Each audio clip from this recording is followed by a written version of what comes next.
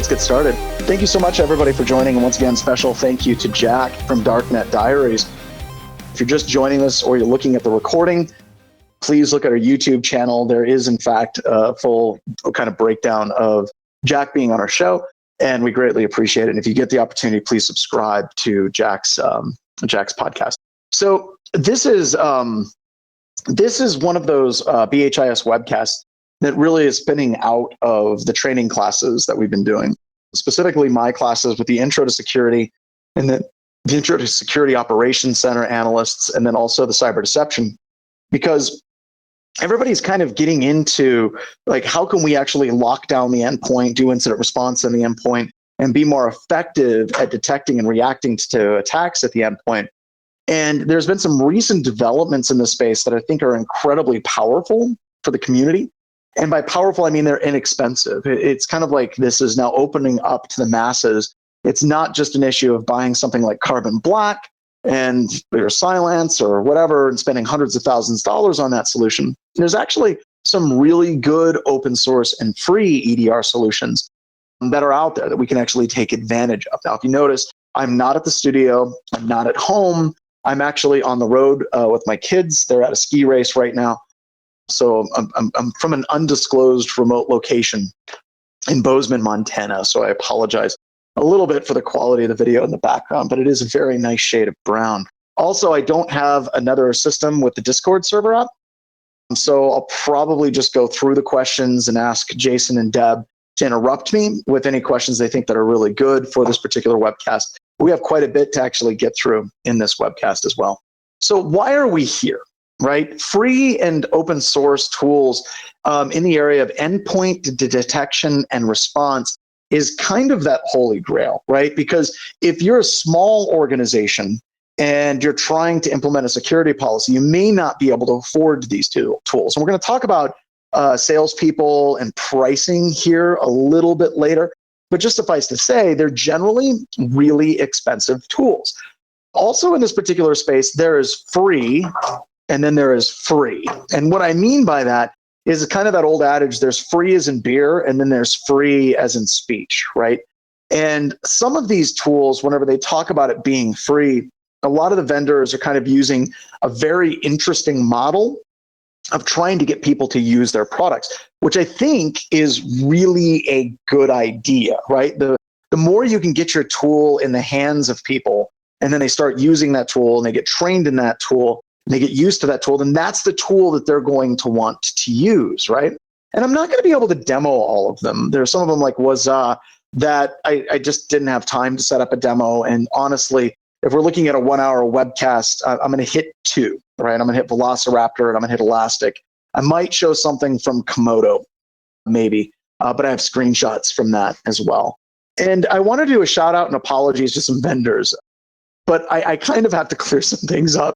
Whenever we announced this webcast earlier this week, whenever Jason and Deb sent out the email, I got flooded by all of these different EDR vendors. They're like, Mr. Strand, we would like the opportunity to talk to you about our product before your webcast. Our product, we believe, is best in class. And we really think it would really be a good thing for your viewers and your team to really get a chance to be exposed to what our product is doing and how our product is doing things differently. So an apology to those vendors for not talking about your tool. I'm not going to do that. And I've got to be honest, at a lot of our webcasts at Black Hills Information Security, most vendors cringe whenever they find out that their tool is talked about in one of our webcasts. Because it's usually like, this tool is broken, or this is how you bypass that tool. And it's not something that you really want to throw up like a signal flare and get on our radar, right? And no, with our webcasts, we don't try to use our webcasts to try to sell things, well, most of the time, right? So I have to do an apology because I know that there's some vendors on this webcast that are like, oh, I hope he talks about our tool. I hope he talks about our tool. You really don't. You really don't want us to do that as a whole. So what the hell is EDR anyway? And I kind of start out with this question because in the industry, there's this constant push to try to redefine things, right? Because if you can come up with a new definition, like for years it was next gen firewall. Well, cool. If you can be the first to plant the flag in that term, then you own it, right? or who's the first to actually define things as the advanced persistent threat, or cyber kill chain, Lockheed Martin trademark. So there's this big push to constantly come up with new terminologies and new definitions, and EDR is really no different. And every single vendor is kind of working to arc the definition of endpoint detection and response to be what their product does, right? So years ago, really one of the only vendors that was on this space would have been Carbon Black. I mean, you could have ran Tripwire, they would have been in that space as well. OSSEC has been an open source solution for a very long time.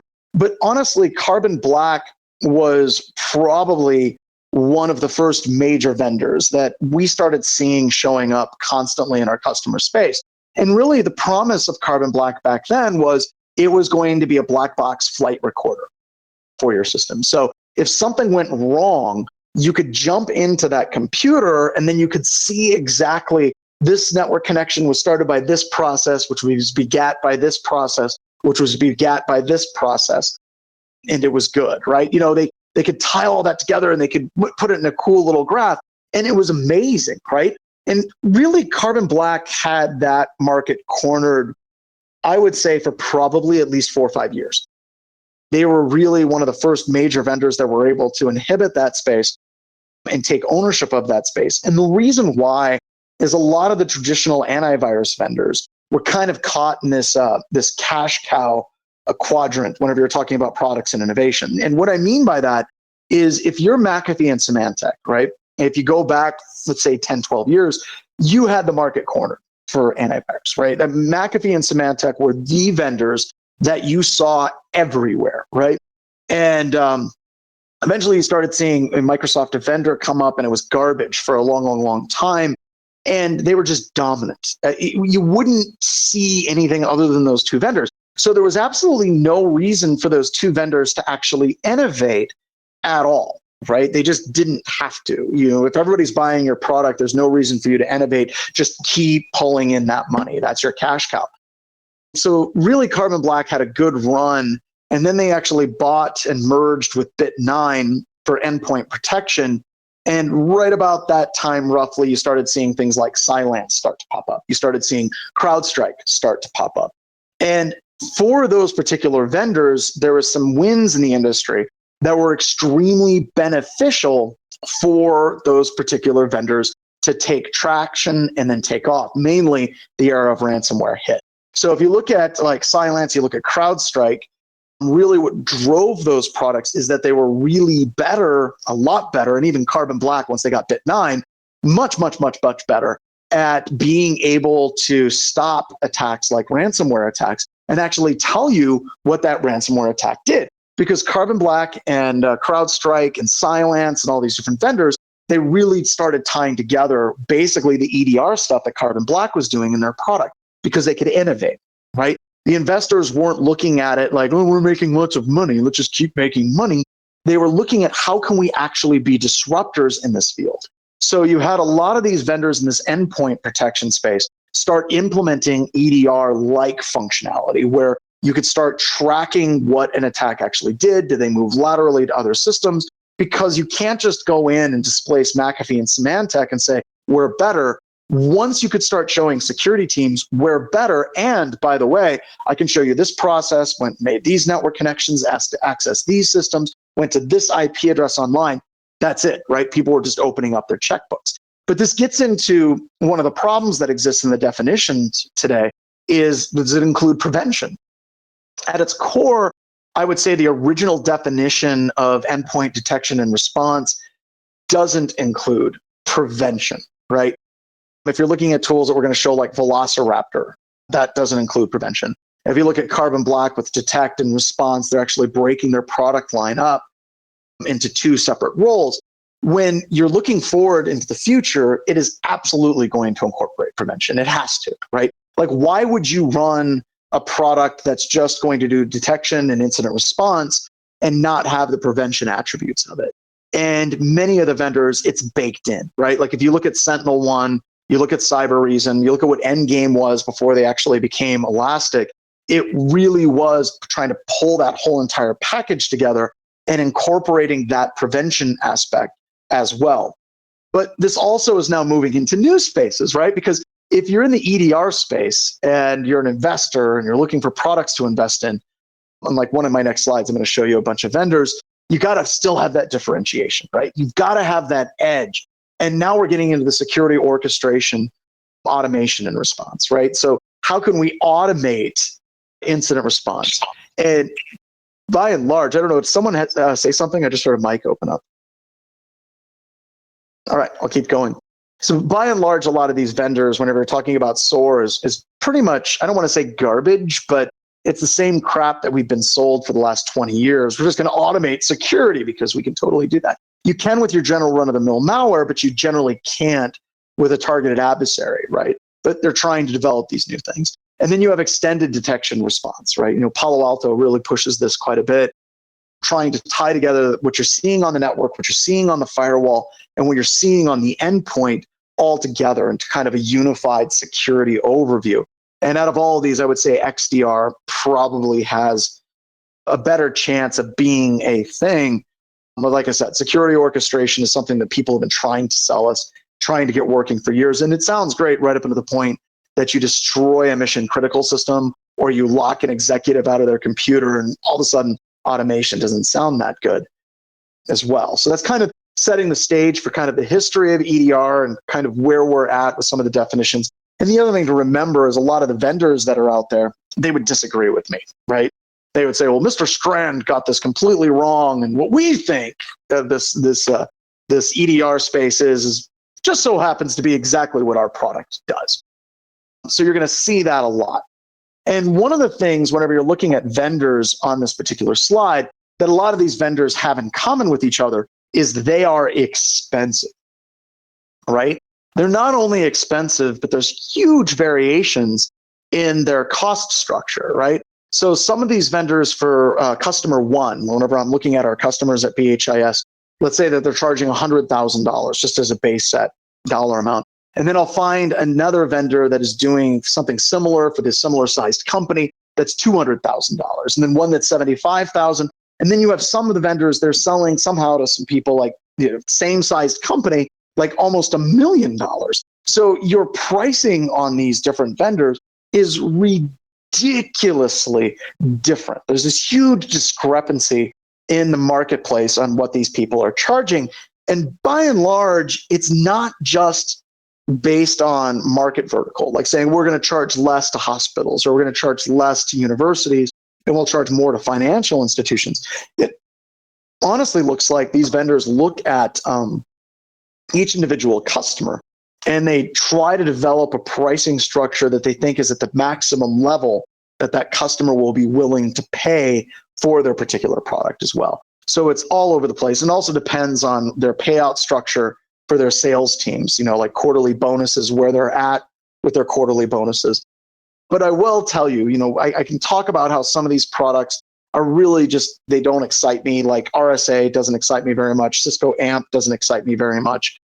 But whenever you start looking at like CrowdStrike, Cylance, Carbon Black, SentinelOne, Cyber Reason, you're really starting to look at these products where it's very difficult to say that this product is exponentially better than all of the other products, or this product is twice as good, therefore justifies charging twice as much for that specific product.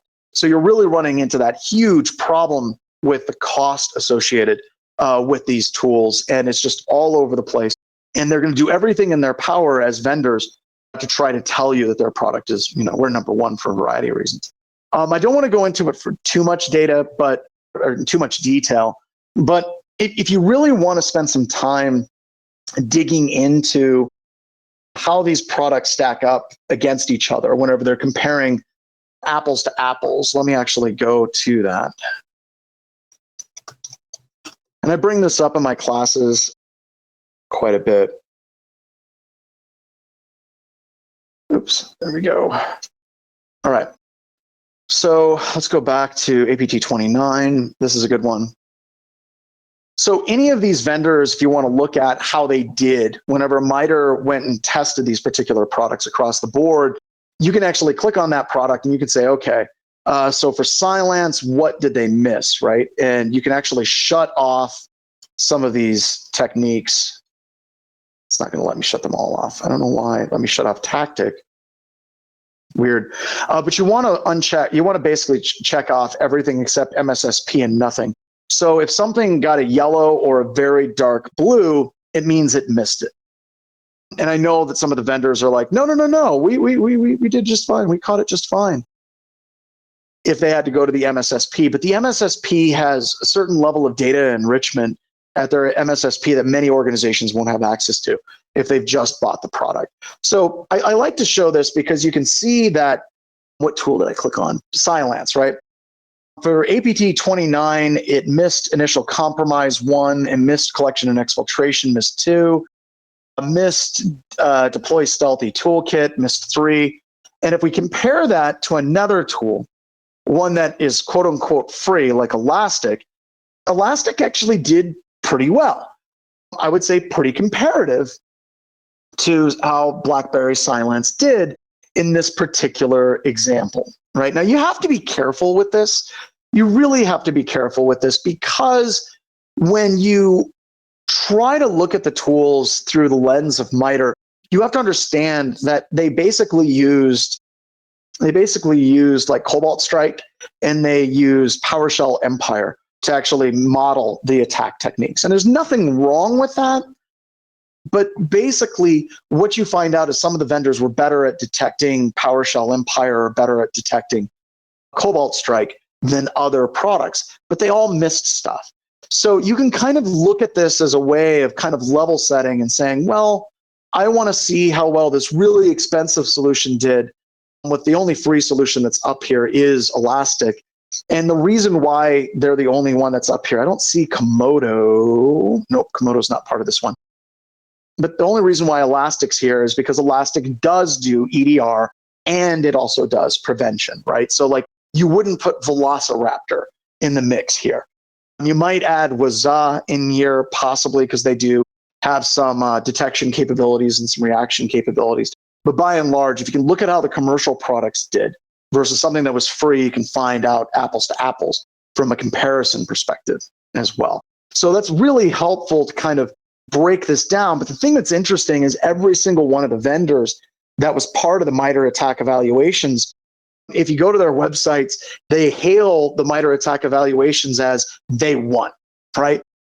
They're like, well, our product clearly was better than every other product that was used. And that's total garbage, right? I think that there was absolutely clear losers, right? There were some products in some of these evaluations that did incredibly poorly, but there was no one that's like, this product is head and shoulders better than everything else. And usually the products that did really well were also the products that did really well against Cobalt Strike and PowerShell Empire. So you really can't trust the vendors and how they're going to spin these things. You really have to kind of start digging in and developing a better understanding of what these products do. And I think that that's why it's so important to get into the free and the open source solutions to give you an idea of that apples to apples comparison, because you may not be in an organization that can afford Cylance. You may not be in an organization that can afford CrowdStrike or Palo Alto. So what are you left with, right? Are you basically going to go to your management and say, we're going to get hacked and it's going to hurt, it's going to be real expensive? No, you still got to come back and say, okay, we've got to secure this. How are we actually going to secure this with the tools that we have at our disposal? And hopefully at the end of this webcast, you're going to have some pretty solid tools that you can use in your environment to help kind of lock things down. So why EDR? Why would we do this? Like, why would somebody want to have that type of tracing? Because incident response is a nightmare without it, right? Still to this day in SANS and in my classes, and when I left 504, we teach how to do incident response with the built-in command line utilities on a Linux and Windows system. And the reason why we actually boil it down to those core utilities is because those are always going to be there, right? Those are always going to be like tools that are there, right? But I got to be honest, if we're doing incident response, if you have one of these tools in play, wow, it makes incident response so much better, right? So just picking on SentinelOne, we had a gig that Jonathan Ham and I were working on. And they actually had Sentinel-1 on a handful of the systems, and they didn't have it on a bunch of other computer systems. And for incident response, just going through Sentinel-1, it was super easy to say, okay, well, it missed this particular PowerShell execution. So we can still do a search on that, found it, okay, great. Here's all the systems that have that executable that ran in the past couple of days. Awesome. The other systems, it wasn't so good, right? To actually find that level of execution, Jonathan had to go into Zeek data, look at SMB communications, see how these systems were talking to each other, correlate it, and found out that the domain controller was compromised. It got a lot more difficult because we had to bring other tools to the table. So it makes incident response so much easier. You're going to see why. Also, with EDR, and unfortunately in some of my examples, it's like 1Z, 2Z systems. But when you're dealing with EDR, you can actually query across multiple computer systems for a specific detection, right? So if you have an executable hash, or you have a Yara file that you can create, if you have a unique novel attack that hit your organization, you can quickly go to your EDR and you can do a search across the entire organization for that executable, for that DNS entry, for that file hash, and then pull that back, right? And that correlation of that attack data, that's actually good threat intelligence, right? As much as I rip on threat intel feeds, if you're a threat intel analyst and you learn how to take intel that's on your organization or something that's hot off the presses, and you can convert that into a search to look across your entire organization, that's actually really solid use of threat intel, because you're going to base it on what you see in your organization. If you're just buying it and you're trying to search for things, that's what your antivirus does, that's what your firewall does, that's what your web proxy is doing. They're constantly taking these deny lists and doing a lookup. But if you find something novel in your organization and you see it execute, well, now as a threat intel analyst, you can say, great, within our EDR, I can do a search on that particular process mutex, and I can see if there's any other processes that have that same mutex string. And we can do that search as well. And also, a huge reason why this space exists is Windows logs suck. They're just horrible. Not Sysmon. Sysmon's fine, but by and large, if you're trying to do large-scale incident response, if you're trying to look at file hashes and you don't have Sysmon, good luck. You're kind of screwed. If you're trying to go through and pull DNS entries from local computer systems, yeah, that can be very, very difficult. And just going to the event logs doesn't necessarily give that to you. But if you have a good EDR in place, you can actually do a search for those particular network connections and those DNS settings as well. So why free open source? Well, to be honest with you, and once again, I'm going to make some vendors very mad. I love my emails the day of a webcast, because it always happens like today that they get really, really, really frustrated. I just realized that I have Discord here. There we go. It's really funny to me if I say something that's kind of inflammatory against like some types of vendors, those vendors contact me. So I hate vendors that don't have free or open source products. Can't stand them. I'm sorry. It just makes me very, very angry, because they want you to spend hundreds of thousands of dollars on their product, right? But at the exact same time, they don't give you any type of proof whatsoever, right? It's like, well, just spend lots of money. Or they'll give you a trial, and I'm going to show you the trial I love from, Comodo. I'm going to show you the trial in Comodo where they give you access in an environment, and it's their environment's completely controlled, and there's some subtle psychological games that they play. Here we got a question, possibly the wrong place to ask this, but how do you set up a free EDR as a means to put out fires? How do you position this as evidence management? Is it worth investigating in better tooling? I'm going to talk about this a little bit later, because if you can implement a free tool and you can utilize that free tool, it really helps set the stage for buying a commercial tool, because now you have proof, right? Like, we can run this free tool. This is what it's giving us. And more importantly, this is what we get if we actually start purchasing a commercial tool as well. So very cool. I can actually see questions. I just realized it's like my alerts showing up on my phone. I'm just like, I'll just set this right here so I can see questions. So if you want to ask me a question, just do @StrandJS in Discord in the BHIS live chat. and then I'll answer the question. Otherwise, you all are talking to each other as well. I'm going to talk about Google's GER. Google GER and recall have kind of like stalled a little bit, and I'm going to talk about Velociraptor instead. So we'll get to that here in a couple of seconds. But yeah, I hate it. Like if you're a vendor and you're not giving back to the community in any way, just get out, right? I mean, I know that that's exceptionally harsh, but it is something that you should be like pushing our vendors on, right? MSSPs and free EDRs, not a good combo? No, absolutely. Absolutely. You can run free EDRs with MSSPs. You absolutely will be able to get that as well. And yes, the slides will be available as well. So let's go through it, right? So if they don't have free and open source tools, I just get frustrated and I get angry, right? You know, how do you know if it works? Well, we get a really cool GUI, okay? A trial in their environment. Or they just pinky promise you, like, I swear that it's going to work out as well, you know? So another question is, how the heck do you parse syslog files from Open Work Router? That's getting very specific. I'm going to recommend Rita, again, Drogi. And the next webcast I do is going to be talking about how to set up Rita and set it up in your environment without a span port as well. So we'll talk about that, right? So many companies can't afford full solutions. And that's something that I've learned with our pay-as-you-can training.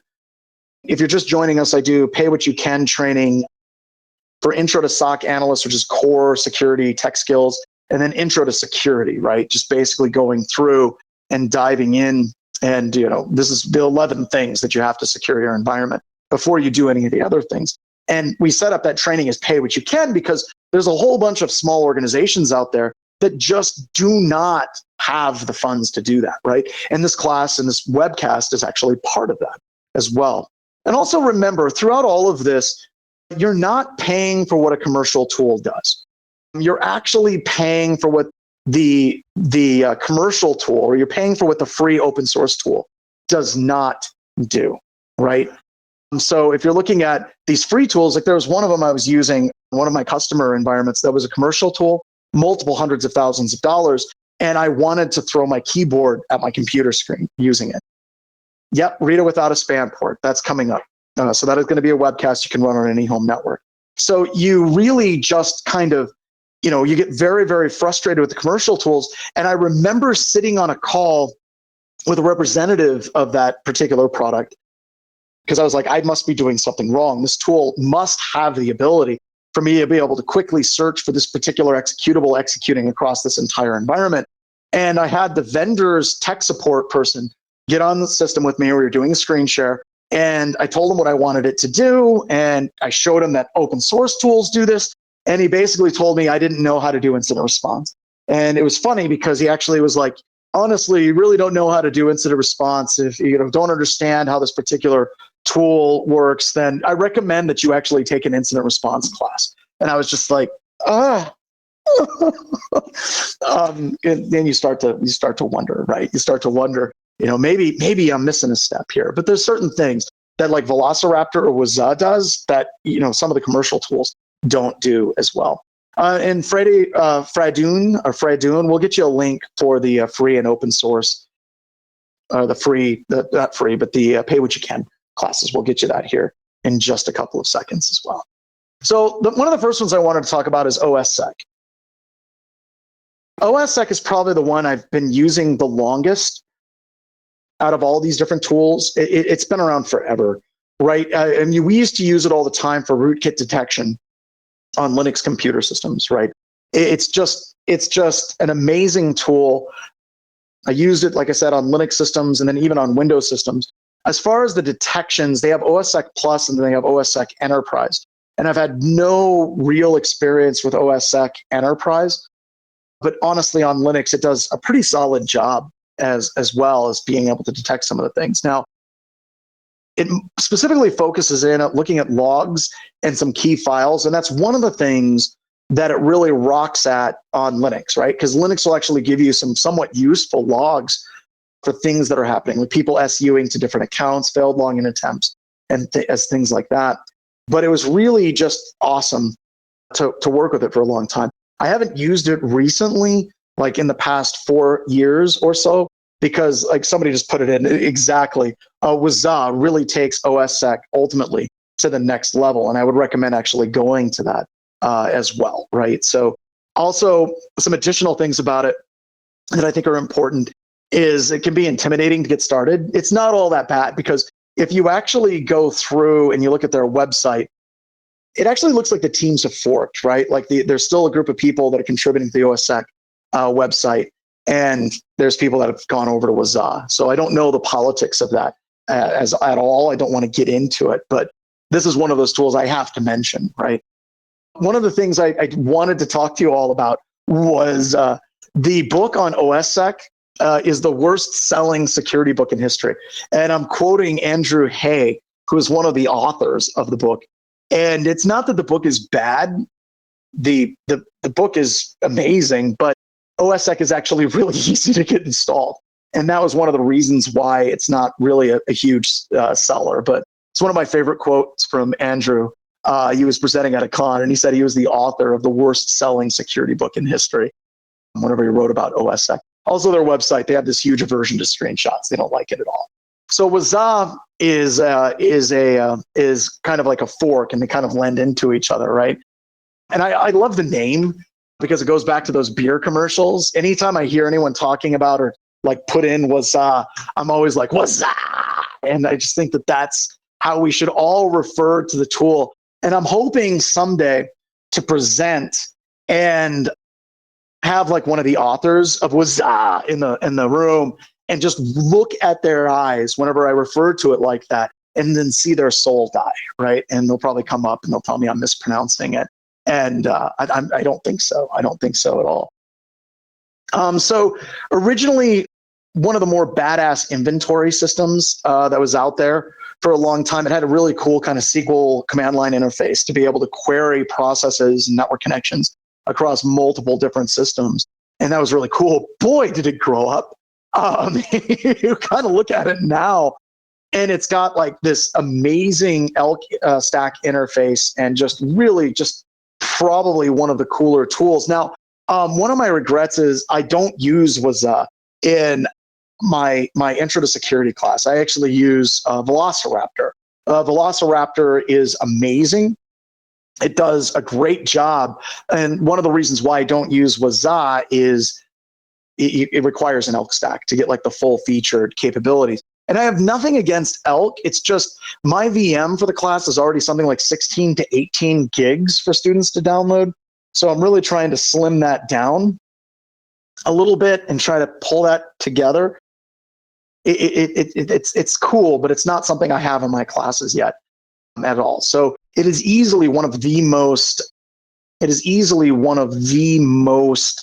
talked about tools in any of my classes, right? You know, people are constantly bringing up this tool with good reason, right?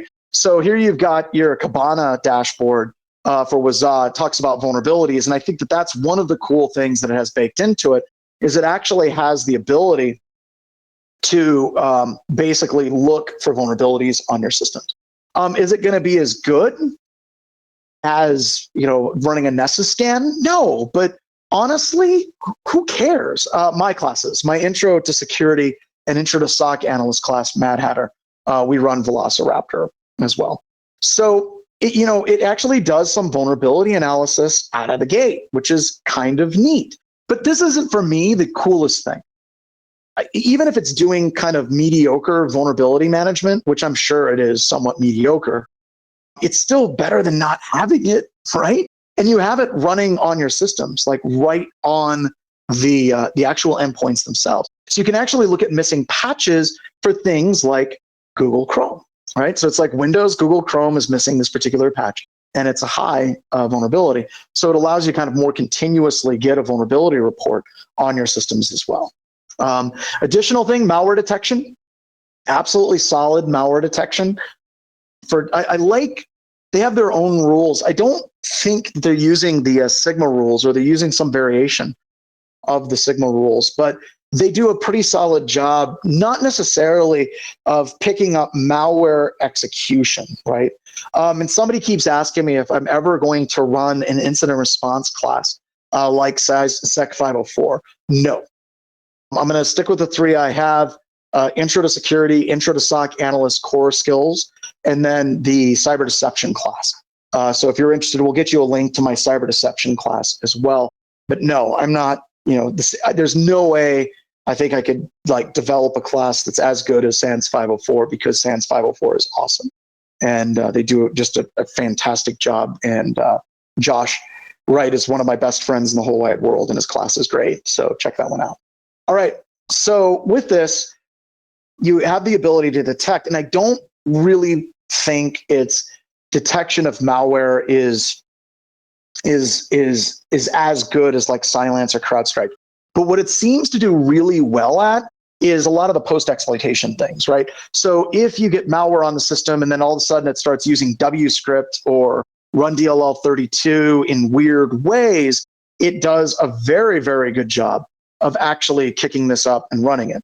So how many of these work on Mac OS X? So OSSEC does, and WAZUH also have agents for Mac OS, and as does Velociraptor as well. So a lot of these tools, Gitsmeister, will actually run on OS X as well. So just very, very, very cool stuff. So a lot of them do.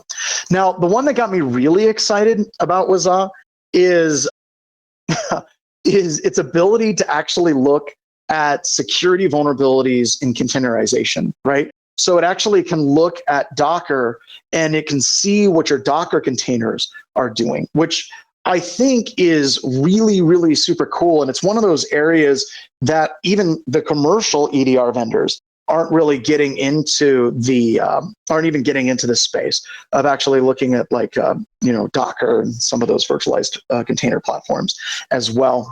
So question was, how does this impact the performance of a system? By and large, not that much. I was actually surprised if you're actually running something like Elastic's endpoint free EDR. Whenever I got it running, it took like 2 seconds and it's running. And I was like, okay, it doesn't seem to be running.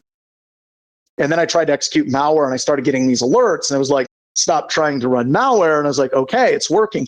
And I was seeing the alerts showing up on my dashboard in Elastic. So incredibly lightweight whenever they execute. Velociraptor in my class VM, and I'll show you that class VM here in a second, will actually impact the system and the class, but that's because we're running the server and the client on the exact same system as well. So just some really cool things, right? And yeah, the whole idea of container and virtualization security is just, it's kind of that new frontier. And it's really cool to see WAZUH actually there and getting it running. And like I said, I would run this in my class if it wasn't for the fact that I had to run an ELK stack to get it to run. Because my classes are designed for people that are relatively new to computer security. They may not have really powerful computer systems. I had one of my students in one of my last classes that actually was actually running it, and I found out he was running Windows XP. And we can laugh, right? But he was a student in India, right? And that was literally the best system he had that he could just work with. All right, so Velociraptor. This is the one that we use in my class. And some people were talking about GR. There was somebody that mentioned Recall a little bit earlier. A lot of those different people like that. You don't have to run ELK. You can feed it Splunk. Did you? I said they're like really underpowered systems. Come on, that doesn't help me at all, right? So Velociraptor is very cool. And going from initial setup to actually pulling the data is like stupid fast, like really fast. So my students actually build the entire Velociraptor server. Then they set up the client. We'll get you a link for Rita here in this particular like query thing here in just a couple of seconds. But Velociraptor is very, very quick. OS query I would put more in line with like Tanium, like a free version of Tanium, where you want to inventory and query across multiple systems very quickly. So I wouldn't put it in the full EDR category quite yet. I would put OS query more in that Tanium category. So there we go. All right, so a very, very solid tool, and it's by the people that brought us Recall. And I I've talked to people that say that they're running Velociraptor on 10,000 nodes, right? Wow. That's usually where you start to get to where you need to spend money, is that concept of basically scale, right? So whenever you start getting to that scale and you're looking at over 5,000 systems, a lot of these open source solutions just start falling flat on their face. If you look at some vendors out there, I hate to call them a vendor, but they are. If you're looking at Security Onion, Doug Burks and his team, they absolutely scale Security Onion at 10 gig network segments. It's that cool, right? So that's a vendor that I know for sure is running at scale between 1 to 10 gig networks for the network detection and response. And I've seen it, and it works really, really, really well, right? Velociraptor, like I said, I've heard people running it on 10,000 nodes, right? And that's pretty cool. So they brought us Recall, and they had some people from GER, so they kind of know what they're doing. And the other thing that I really like about Velociraptor is it feels like it's written for me. I'm a tech geek. This is a tech geek tool. That's awesome. So let's do a quick demo. So this is I have the instructions on setting up Velociraptor. This is what we run in my, I think it's Intro to Security class, where you basically, let's actually go to Velociraptor. There we go. Let's go this Velociraptor, Intro to SOC. There we are. I don't know why there's a picture of a girl eating an apple and cringing. That's a bit weird. But we actually, is that an onion? It's an onion. Yeah. Okay, we're moving on. So in all of my classes, we're kind of consolidating on a single platform. So we run everything from Windows Terminal, and all of the labs are built in basic. Go like that. All the labs are built in as just an HTML file on the desktop. So within the Windows Terminal, you can basically spin off and you can run PowerShell. You can spin off and you can run Ubuntu. I've got Windows Subsystem for Linux running too, version 2. And you basically follow the instructions, and it's all set up within this one VM in the Intro to Security, Intro to SOC Analyst Core Skills, and also the Cyber Deception class. So you set it up. First, you just configure and generate the configuration for the server. And I love how they're using the exact same executable for the server and for the executable, right? Just amazingly cool things, right? So you go through, you configure the server, you configure a user for the server, and then you start the client up. And it's just basically running the exact same executable and with the config.yaml that you created, and then you're in. So lucky for me, I've got the Julia Childs thing where I already have the pie done. I'm like, oh, hello, here's the pie. We've got it. It's running. So inside of Velociraptor, a couple of cool things that you can do is one of my all-time favorite things in any one of these tools is the ability to very quickly run commands on that system. So I can say, I want to run, let's say, cmd.exe ipconfig, like that. And then I launch it, and I can queue up a whole bunch of different commands, and then I can look at the output of those commands as they're actually queued up, which is great. And you can do command, PowerShell, and on your Linux, Unix, and Mac systems, you can actually run a full bash command prompt on those computer systems as well. For interrogation, you can actually create these hunts across the environment that are pretty solid. So if I click plus, I can give my hunt a description like that. And I can say, what does it actually include? Like, what systems do we actually run it on? I want to run it everywhere on every single system. I can break my systems up by labels. So I can have systems that are in Aurora, Colorado. I can have systems that are in New York. I can break up a variety of different categories, right? And I can exclude systems by labels as well. This is useful because whenever you're doing a hunt with an EDR, it isn't just looking at a single system. You want to be able to run this on multiple computer systems in unison. If you select the artifacts that you're going to collect, these are the core artifacts that exist. And as you can see, we can pull things from Mac OS X, Linux. Generic is cross-platform across these different systems. So I'm going to be like generic PS tree. So I'll do that one for this one. And then you go down and then there's Windows, right? So Windows, I can say Active Directory, check for Bloodhound evidence, evidence of execution, Firefox history, IIS logs. I can basically set up, these are the things I want to collect, from Kerber roasting to PowerShell, bulk extractor, do a search on a specific file name, look in prefetch, and so on. Then you can configure the parameters of your individual script. You can review your script. That's what's going to execute on the target system. I can zoom in on that. So I can say start request, artifacts, generic system.pstree, specs, artifact systems.pstree, and when it actually expires, and it's for the webcast. And then you launch it. Oddly enough, when you launch it, it doesn't launch it, which is a small gripe. But you have to actually select it and hit the play button, and then it's going to run that specific hunt. And it takes a while for it to execute, and then it pulls those results back.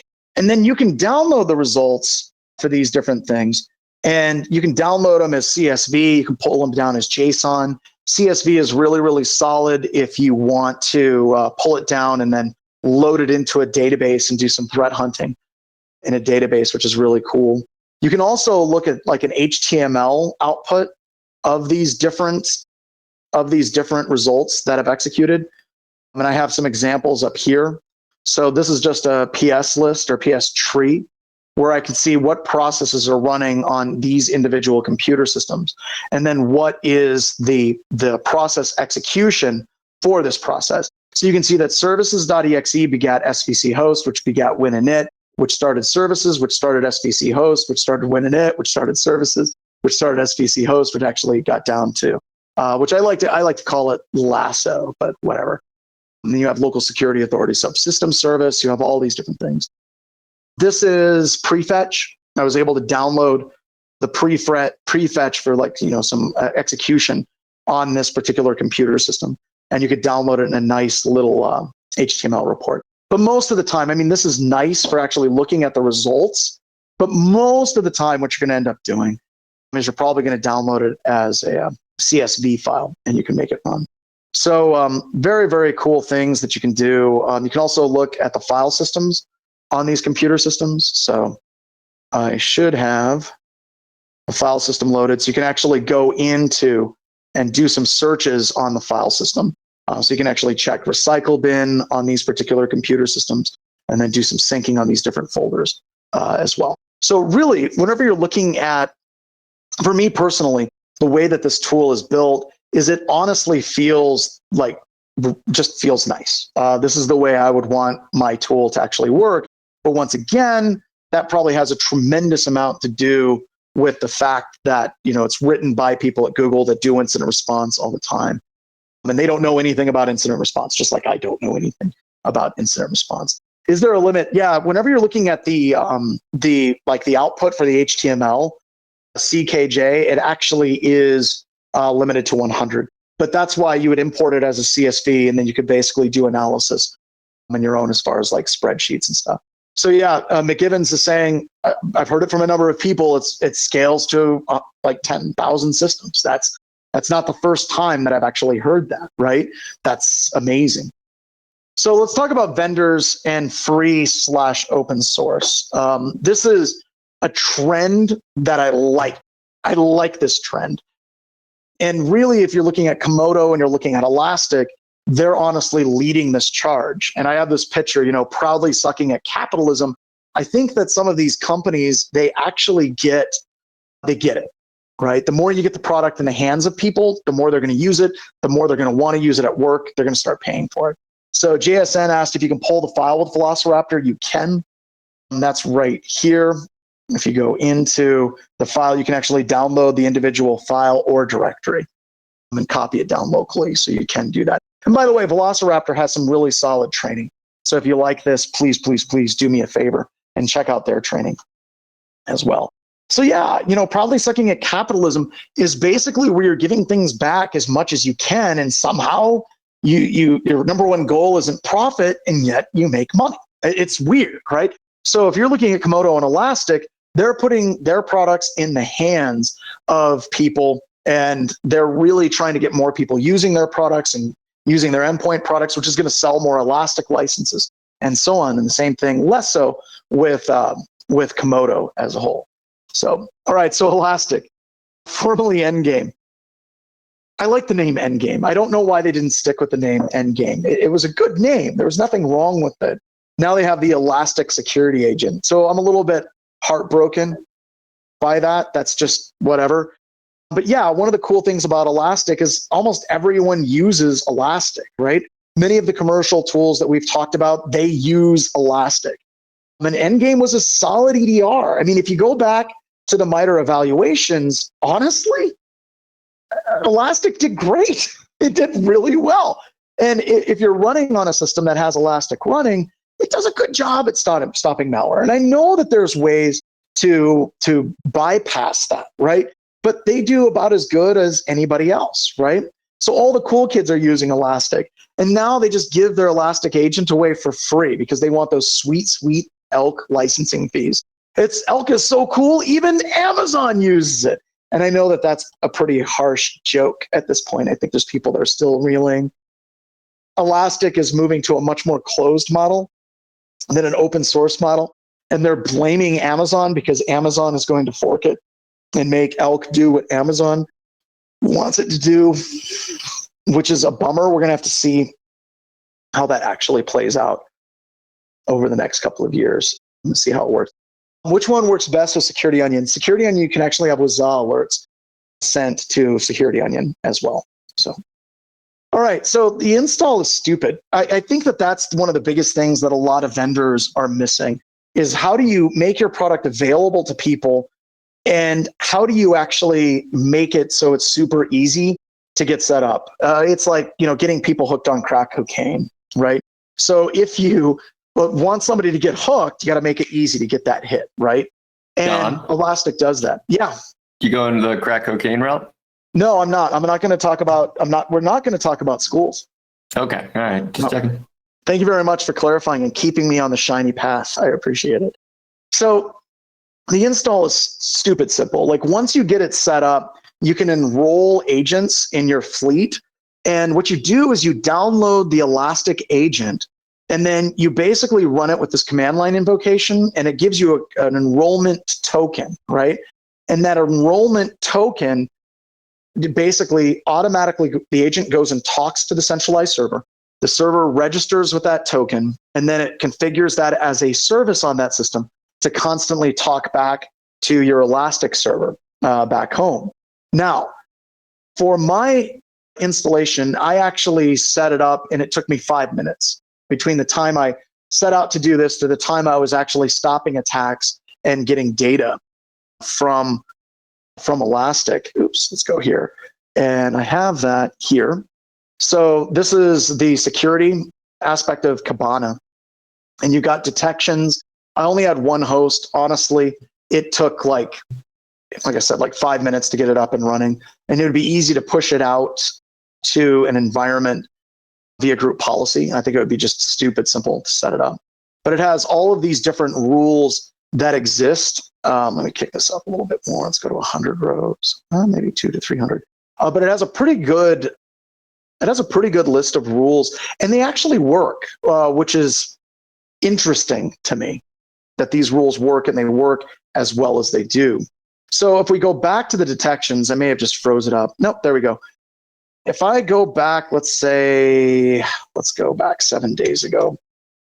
I have a couple of different detections that I ran where I was executing trustme.exe, and you can see the malware prevention alert. And if I want to get the details for that, I can basically open it up, look at the table, and it's going to give me a full rundown of what that particular executable was, what its name was, and down below you're going to see trustme.exe is what actually ran on this particular computer system. What user executed it, when it executed it as well. What was, Apache HTTP server was created by Metasploit. And then today I was just playing around and I tried to run Netcat, and Netcat was fired off, and it actually detected that as well and stopped it. So really easy to get it set up and running, and it gives you that visibility into the endpoint very easily as well. And I'm kind of falling behind. So absolutely check out Elastic. before you, like, if you're looking at anything, you should be running Velociraptor if you can't afford anything at all. But if you can afford to set up an Elastic instance in Elastic and set it up and running, you can go from no EDR to a full Elastic EDR with prevention, and you can do it in less than 5 to 10 minutes. And that's just really cool, right? Now, OpenEDR from Comodo is interesting because they're actually open sourcing their full EDR solution. And that's gutsy, right? That's really, really cool. Didn't see this coming. Didn't see this coming at all. And if you want to make your product better fast, this is a good way to do it because you're going to have tons of people contributing to the project as well. Once again, solid detection and EDR capabilities. One of the cool things about Comodo EDR is it actually has a local log file. You can have it. You can use WinLogBeat to pull the data off of that file as a log file or WinFileBeat, and then shoot that into your Elastic instance. Pretty straightforward to do. It's just a simple flat file. Works better with their server infrastructure, kind of. Honestly, it's funny. They have their full commercial solution that they have. I think it's called Vulkan. And it works really, really well. I honestly think the sections that are built around this open source EDR are better than the other parts of it. Like where it's doing file integrity checking and doing a lot more heuristics. I honestly feel like a lot of those are just garbage. But once you get into the EDR section, it's really solid because it looks and feels like an ELK stack, right? And yeah, it can absolutely integrate into an ELK stack very easily as well. Now, mad props to their marketing team. I want to see if anybody can see the problem here. And by the way, the tutorial, if you go Taz, setting up Elastic, like quick start guide, it's literally you follow the quick start guide and you're up and running in 5 minutes. Like seriously, their website is that good. So does anybody see the problem here? Dragon. Yep, it's Dragon. Sorry. Might be getting confused with their file analysis tool. So I love this. And this isn't just like, this is hilarious when you see this. So if you're looking at file detection, it's kind of hard to see what's actually going down here. But it says, what's the process path? The process path that executed was Splunk D. So this is on their website, right? For their marketing, right?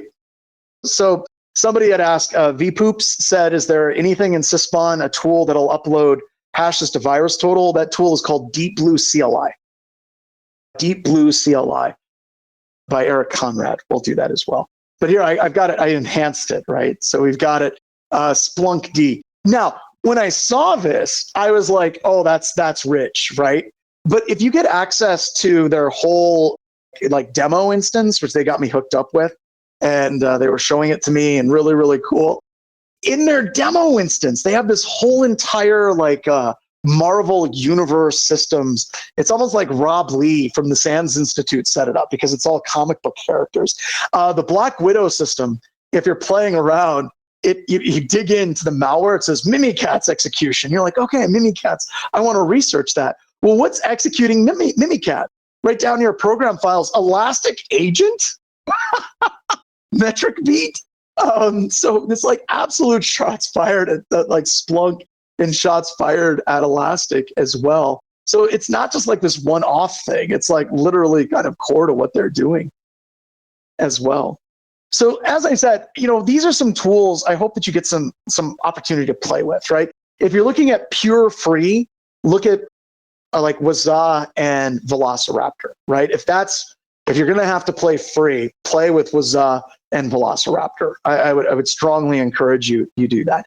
Now, if you actually want to kind of get a little bit into the vendors that are in the game of giving out their product for free, I still think Elastic, this company, this process path company, I think is still doing better than Comodo, but I don't want to completely like shut the door on Comodo, right? Because that's awesome, right?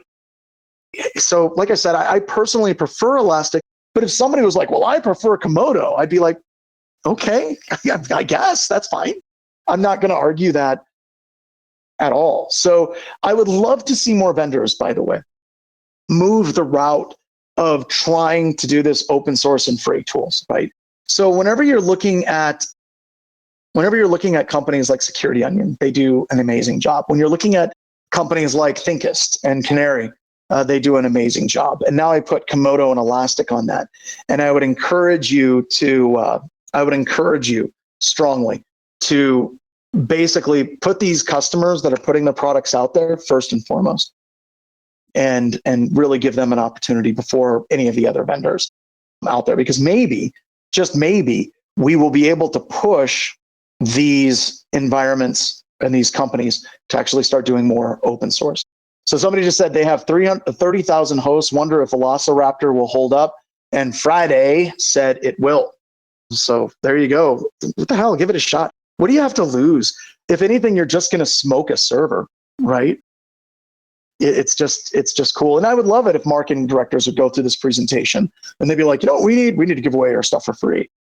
I know that Harvard MBAs at their company are going to say, well, no, we can't do that because that's not the way capitalism works. We got to focus on our profits. So yeah, it's just, what about Comodo's effectiveness? It's actually really solid. It's really, really solid. Found a representative from Insight that was able to offer me a 10K deal for 100 agents on Carbon Black. That's crazy. So, all right. So that's the end of the official part of this presentation. Okay. Yep. That's the end of Jason, what do you got? I was just saying that is the end. Correct. We are in overtime now. And so, John, do you want to keep going overtime for a little bit? I think we're going to go overtime. All right. So if you need to head out, we understand we're going to answer some questions. We're going to talk about some open source versions of Backdoors and Breaches for a few minutes. But if you got to go. We'll see you on the next Black Hills webcast. In addition to Backdoors and Breaches, I have something else I want to announce after you're done talking about. Yeah, I do. It's a big day. I'd have to say it's probably one of the biggest webcasts we've done ever. So Stick around. If you've got to go. It's all recorded. So Jason, I'm going to stop sharing my screen. Do you want to talk? Because we're going to have a webcast about these open source Backdoors and Breaches tools. That's correct. And if anybody is out there and they want to build like their open source Backdoors and Breaches environment, I love Elon Musk's quote, most likely we won't sue you. But we don't really care if people are scanning our cards and keeping it all in and kind of coming up with, variations of our game and what we have done here.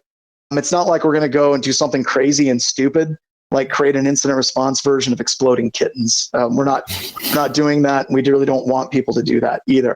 So Jason, what are you going to show us? And then I've got to take it back before we actually close out. Sure. But this is the end of the webcast, folks. Yeah, it's over. We'll answer a few more questions maybe, but Deb, going to give you presenter status. So Deb's going to show us the tabletop simulator version, and we're giving you like a sneak peek into what we're going to start working on. This is available for you. So if you want to go into Steam, download Tabletop Simulator, I think it's like $19.99. Like that, none of that money comes to us. That's not what this is for. But you can do a ton of stuff inside Tabletop Simulator besides Backdoors and Breaches. So you may be like, this is amazing. I didn't know this existed. But once you get Tabletop Simulator, then you can do a search for Backdoors and Breaches. And then inside there is the whole game. It is the whole game. And anytime we make updates to it, anytime we release expansion packs, anytime we do new consulting cards or new attacks, we will include it into the Tabletop Simulator version, and then it'll get pushed out to everybody. So you'll all get that as well. I would suggest searching for BHIS and not Backdoors. That's nice of them. I come up with they set that up with our company name inside the simulator. That's awesome of them. Yeah. You didn't even know what we were doing, John. No, I didn't know that they were doing that on the simulator with us. That's really cool of them. I do wonder, now that you pushed us away from Backdoors and Breaches, now I'm wondering what the hell comes up when you search those terms. You're on your own. It's not sanctioned. You're on your own. Shut up and take my money. That's free. That's free. So if you notice too, there's a green card, and the green card, if you've ever played Backdoors and Breaches, that's going to come out in the expansion pack. So we are going to print one more expansion pack, and that's going to give you the ability to do consulting cards. We're going to have lots of consulting cards. This is what it's going to look like. It's a little demo. In about a month or so, we're going to have a full webcast to talk about all the open source solutions that are available to play Backdoors and Breaches. So it's free. If you want to start doing your own, like John said, if you want to create your own. And then inside the Backdoors and Breaches Discord channel, You can set up your own games. You can play with other people. We're going to start live streaming using this. We're going to bring people on so that we can play Backdoors and Breaches with other people. And we're going to use a tabletop simulator so you can see how it all works and how it all plays. Yep. Now, I want to call out, if you're a security team and you feel comfortable joining us on Discord and playing a game of Backdoors and Breaches with us, we would love it if you would do that. We want you to anonymize who you are.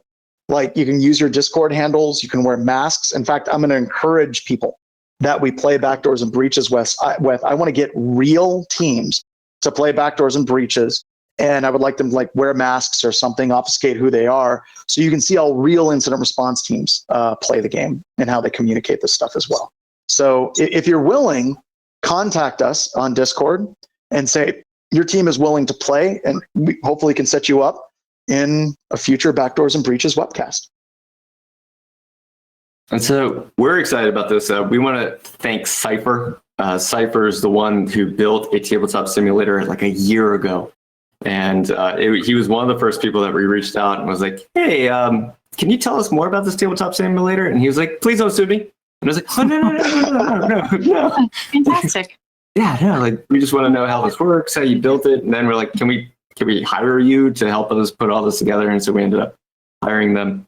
And then some other people reached out and said, hey, I built an open source solution too for my own internal use and for my teams. Is that okay? And we're like, can you please show us?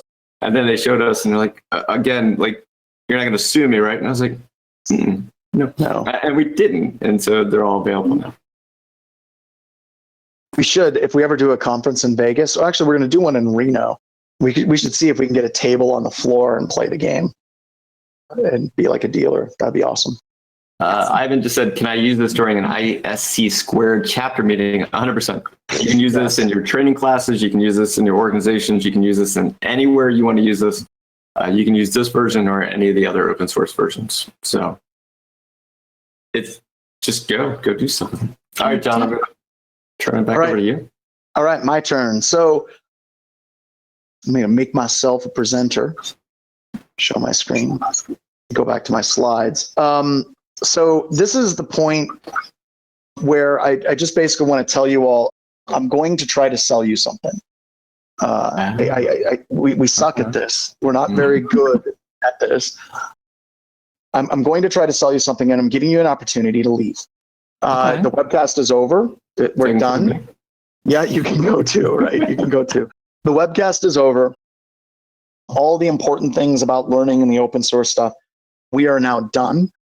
But I'm going to try to sell you something that we do at BHIS. I don't do this very often. I'm not good at it. I suck at it. Once again, it's okay. You can totally leave if you want. That's fine. I'm hoping to see these numbers go down because God, no one's leaving. Now they're just no one's leaving. Everyone's staying. They're all ready for the pitch. I hate it when there's a sales pitch at the start or it's slipped into the middle. I don't like coming to webcasts and a bait and switch. It's like, that sounds good. And then some jackass sits down and spends 15 minutes out of an hour trying to sell me stuff.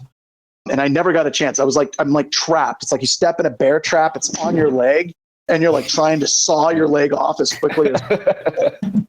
But you have like the sunk cost fallacy. You're like, no one's leaving here. So, oh God, now I probably got to. How long can this guy go? Like, he's trying to tell me something. I'm really committed now to this. When does this happen?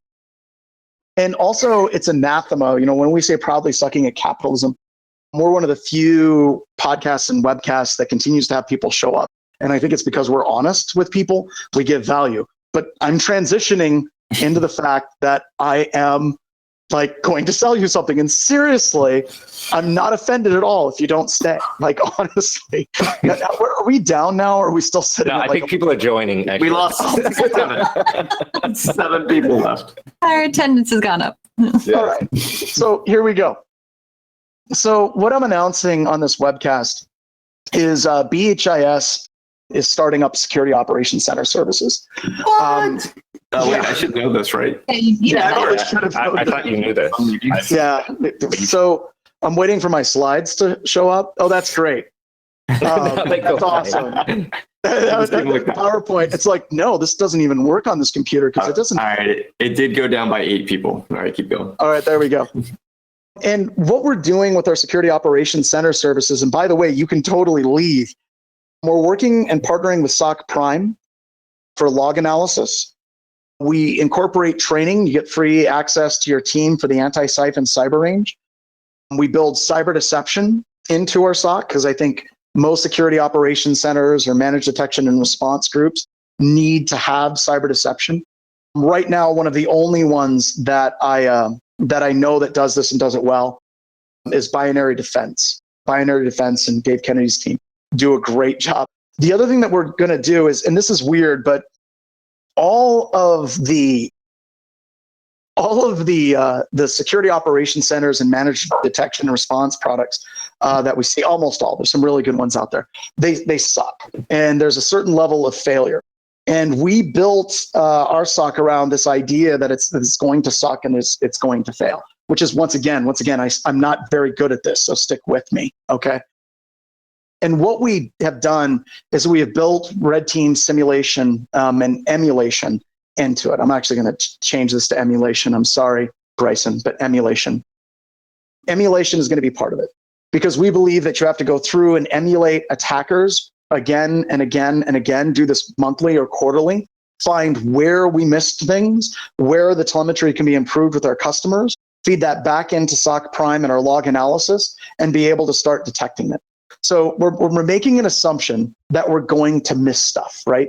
And around that assumption that we're going to miss stuff, we're going to test constantly to find the stuff that we missed so that we can continuously get better in our customers' organization as well. So that's red team emulation, right? Also, AC Hunter is part of it. So network-based detection is baked into it as well. That's actually a very much a core thing. And then also we do full Active Directory review with tools like Pingcastle, Plumhound, some of our custom things as well. So we're trying to get into the Security Operations Center game. And the reason why I basically stayed away from getting into a Security Operations Center aspect of BHIS for years is I didn't want to be beholden to one EDR agent. I didn't want to be beholden to one vendor. Almost all of the Security Operations Centers that we saw out there were horrible. And I didn't see a lot of people that were doing it, quote unquote, right. And why in the hell are there still 1,100 people on this webcast? So the point is we're trying to do something different. We've got a handful of customers. We like what we're doing. We think it's pretty cool. SOC Prime has been amazing. Even if you don't want to use our services, if you want somebody to help tune the hell out of your SIM, talk to SOC Prime. Those guys are very, very, very good. And, it's incorporating all the things we're best at, right? Cyber deception, doing red team operations, and then automating that, and then doing network threat hunting with AC Hunter. So that's our announcement. If you want to find out more, just type in questions inside of GoToWebinar, not in Discord, but inside of GoToWebinar, just type in demo and we'll contact you and we'll set up a time. So you can just type that in the chat window, just type in demo, and then we'll have your email, and it's not on Discord where everyone can see who you are and what you're doing, but just type in demo and we'll get a hold of you, and we'll talk about it, and we'll kind of show you what we have. So like I said, we're really excited. Go ahead, Jason. I got 3 comments from a GoToWebinar. One is this is a 24/7 SOC. Yes. 2. And it's weird. Oh, go ahead. No, go. Feel free. I was going to say, so you have MSSP, you have SOC, you have MDR. All of those different things are rolling together into different terminology. So Security Operations Center is the most well-known term across the industry. But for the hip cool kids, it's probably much closer to an MDR, Managed Detection and Response, because we aren't in the game of just collecting all of your event logs. We're not going to collect all of your event logs. We're specifically going to collect the event logs that are directly related to detecting attacks. And one of the reasons why we're doing adversarial emulation with tools like Scythe and Atomic Red Team, and we're doing network threat hunting and doing the Active Directory review is because so many security operations centers, the analysts are just sitting there waiting for the alert, and then they react to that alert, And we want to be able to have it be much more interactive for the SOC analyst to dig into the network, to do emulation, to learn red teaming. And what we see happen with all of our systems administrators at BHI, not all, but a good number of our systems administrators, if they're working with us on systems administration, security operations center for protecting BHIS, they get really, really good at offensive things, and then they pop into being a pen tester. And if they get really, really good at defensive things, then they pop and they start doing forensics analysis work. So we want to make sure that the people have career paths to be able to move from a security operations center analyst into where they want to go. Because we have people now, they love working in Elastic. They love working with logs and all these different things, and they're happy to stay where they're at. And we want to keep them there. But if people want to move into other things, we want to give them the opportunities to do that. And just so you know, like our primary goal for this is to break even, which it's funny because I had one of my friends that runs a SOC. He's like, "You're getting into this. How do you expect to make money?" And I'm like, "I don't. It's just something cool. We have customers that are interested in this service. We're already doing it for a number of them. And it just seems like something fun to complement what we're doing on the red teaming side." All right, so next question. I would just recommend if people want to get hired, I'm not saying you have to come to my job hunting live stream, but it may give you some tactics and techniques to Go to his live stream. It's great. Yeah. The live stream is awesome. Do you have a link? Can we post that out for people? All joking aside, I know that people we kind of joke about it, but I think it's probably one of the most important live streams for people, especially when COVID hit and a bunch of people lost their jobs. And how many people has your live stream helped find jobs so far now, Jason? 56 that we officially know of. Like people have come back and said, we landed a job because of the things that we learned on your live stream. So we think there's more, but 56 people have come back. We ring a bell for them. Like it's right here. Yeah. This is the actual bell. We ring every time. Oh my God. Every time the bell rings, somebody gets hired. The bell toll, time marches on. But no, I think I really do think it's one of the coolest things that I say Jason and Deb have really ran with this. It's one of the coolest things I think I have seen on the internet is helping people out. And I love it, Jason, whenever I've been on a couple of times, seeing people giving each other advice and tips. Oh, yeah. Like my favorite one was somebody said they wanted to work for company X. Somebody was working at company X and they said, "No, you don't want to work at company X. I work there now." A lot of pain. So we're getting a lot of questions about overseas. And oh, yes. So eventually, this all is like pie in the sky garbage stuff, right? If our SOC continues to grow and we end up getting a number of customers, we are planning on opening up places overseas and trying to get an office in Europe. And if there's only somebody who was fluent in a language in Europe and maybe knew people in Europe, I don't know, but maybe a country like Italy would be a good place to have some security operations center. Also, I'm very interested. There's a couple of people we've been talking to out of New Zealand, and my wife and I are like, we need to open a BHIS New Zealand office. But no, we're definitely looking for, we're not going to discriminate against people because they're overseas, because I think that I hate shift work where people, it's like your shift is going to be from 8 o'clock at night until 6 o'clock in the morning the next day. It's like, we're not Morlocks, right? We're not troll people. Like people have to have normal hours. So there will be international. Any other questions? Is this legally under BHIS or is this a separate SOC? Nope. Legally, this is under Black Hills Information Security. I'm not starting another company for this. I'm going to tell you, I am planning on starting up another company in Spearfish.